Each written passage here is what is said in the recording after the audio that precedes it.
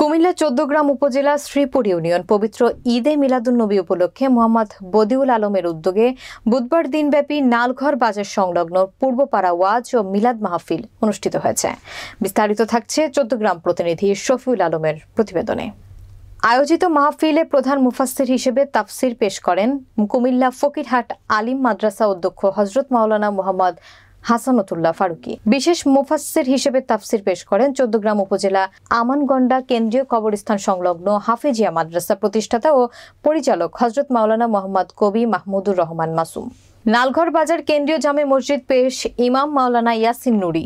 এ সময় মিলাদ মাহফিলে পরিচালনা করেন আল আমিন হজ কাফেলার স্বত্বাধিকারী মাওলানা হাফেজ আব্দুর রশিদ। এ সময় বিশিষ্ট সমাজসেবক ও কুমিল্লা জেলা স্বেচ্ছাসেবক দলের সহ সাধারণ সম্পাদক মুজিবুর রহমান মুজিবের সভাপতিত্বে বিশেষ মেহমান হিসেবে উপস্থিত ছিলেন সার্জেন্ট হাবিবুর রহমান, জাকির হোসেন হাজারী সহ বিভিন্ন আলেম ওলামাগণ উপস্থিত ছিলেন।